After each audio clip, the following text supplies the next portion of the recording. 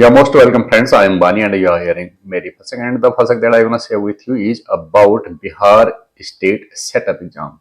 बिहार में 19 नवंबर से 26 नवंबर के बीच कक्षा 10 और 12 के बच्चों की सेटअप एग्जाम होगी। उत्तराखंड में कक्षा 10 और 12 के बच्चों की प्री बोर्ड एग्जाम होती है। प्री बोर्ड एग्जाम का मतलब होता है बच्चों को बोर्ड एग्जाम के लिए तैयारी कराना। तो बिहार में the same exam is called setup exam. तो उत्तराखंड में कोई भी छात्र सेटअप एग्जाम में बैठ सकता है जो स्कूल में कक्षा 10 या 12 में एनरोल है। यहाँ पर उपस्थिति का कोई मानक नहीं है कि इतने उपस्थिति से नीचे वाला बच्चा प्री बोर्ड में नहीं बैठ सकता है।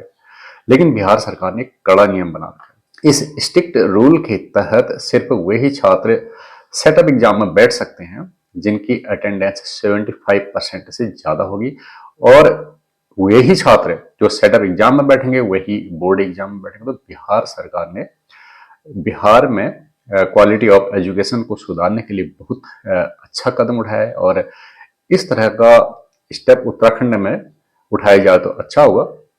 आपने पूर्व में देखा होगा बिहार में कई बार बोर्ड एग्जाम में बहुत ज्यादा नकल होती थी, और परीक्षा केंद्रों के बाहर लोग अपने कैंडिडेट्स को नकल कराने के लिए स्कूल बिल्डिंग के दूसरी तीसरी मंजिल की खिड़कियों से लटकते हुए दिखाई देते थे। तो बिहार सरकार ने एजुकेशन के फील्ड में बहुत अच्छा कदम उठा रखा है।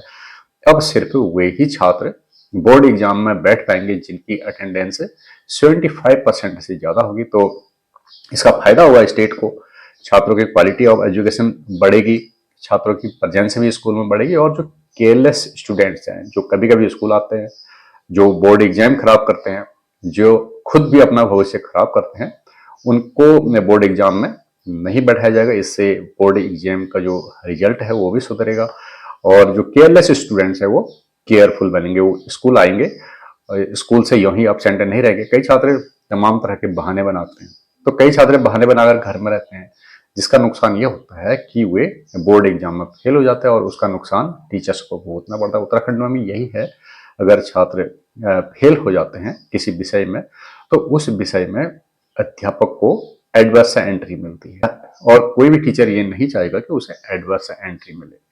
तो एडवर्स एंट्री न मिले इसके लिए वो चाहेगा कि हर छात्र कक्षा 10 और 12 की बोर्ड एग्जाम में पास हो, लेकिन बच्चे स्कूल आते नहीं हैं, उनकी अटेंडेंस कम है। तो ऐसी स्थिति में अध्यापक पढ़ाएगा किसे? अध्यापक आपस में चर्चा करते हैं कि स्टूडेंट्स स्कूल आ नहीं रहे हैं, उनको फोन किया जाता है, उसके बावजूद भी तमाम तरह के बहाने बच्चों के पास होते हैं। बीमार हो गया है, ये हो गया, वो हो गया है, अस्पताल में है, दवाई लेने गया है।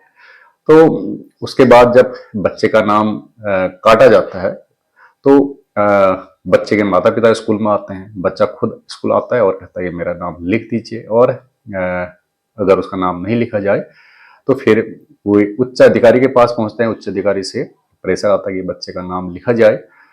एक नियम ये भी है कि लगातार 10 दिन तक एब्सेंट रहने के बाद बच्चे का नाम काट दिया जाता है, स्कूल से अलग कर दिया जाता है। लेकिन इस नियम में भी काफी लचीलापन है, और बच्चे से कहा जाता है कि आप मेडिकल दें और आपका नाम लिख दिया जाएगा। बहरहाल बिहार सरकार ने बहुत अच्छा कदम उठा रखा है क्वालिटी ऑफ एजुकेशन सुधारने के लिए।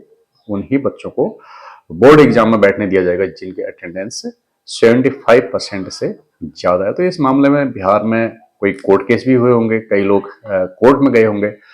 तो कोर्ट ने अपना डिसीजन सुनाया है कि बिहार सरकार का जो रूल है 75% से कम प्रेजेंस वाले बच्चों को बोर्ड एग्जाम में न बैठने देना, इस रूल को कोर्ट ने भी एंडोर्स किया है। पटना हाई कोर्ट का एक फैसला है। इस फैसले के तहत कोर्ट का कहना है कि शिक्षा व्यवस्था में अनुशासन और जवाबदेही सुनिश्चित करने की दिशा में बिहार शिक्षा विभाग ने बहुत महत्वपूर्ण कदम उठाया है। अक्सर कॉलेज और विश्वविद्यालयों में देखा जाता है कि छात्र उपस्थिति को गंभीरता से नहीं लेते हैं और परीक्षा के समय राहत की उम्मीद करते कोर्ट जाते हैं या फिर उच्चाधिकारी के पास पहुंचते हैं। लेकिन पटना हाई कोर्ट के फैसले ने साफ कर दिया है कि कक्षा में उपस्थित रहना अब अनिवार्य होगा। पटना हाई कोर्ट के फैसले ने छात्रों को भी एक सख्त संदेश दिया है। संदेश ये दिया है कि वे अपनी पढ़ाई को गंभीरता से लें, कक्षा में उपस्थित रहें, और सिर्फ फीस जमा करने या फिर स्कूल में अपना नाम लिखा देने मात्र से उनको परीक्षा में बैठने का अधिकार नहीं मिल जाता है। शिक्षा विशेषज्ञों के अनुसार अगर 75% से कम अटेंडेंस बच्चों की स्कूल में होती है तो इससे उनकी पढ़ाई खराब हो जाती है, क्योंकि एजुकेशन क्या है, education is a continuous process. अगर बच्चा लगातार विद्यालय नहीं आता है तो उसे पिछले दिन जो पढ़ाया है वो उसे भूल जाएगा। तो पटना हाईकोर्ट ने बिहार सरकार के उस रूल के पक्ष में डिसीजन दिया है जिसके तहत 75% attendance is must for students of class 10th and 12th to appear in board exam. शुक्रवार को पटना हाईकोर्ट ने एक फैसले में स्पष्ट किया था कि 75% से कम परसेंटेज वाले छात्र परीक्षा में नहीं बैठ सके। पटना हाईकोर्ट ने यह निर्णय बेगूसराय के एक इंजीनियरिंग कॉलेज और दरभंगा कॉलेज के इंजीनियरिंग के 2 छात्रों द्वारा दायर याचिका पर सुनवाई करते हुए दिया था। तो आगे स्कूल एजुकेशन के मामले में भी यही नियम लागू रहेगा।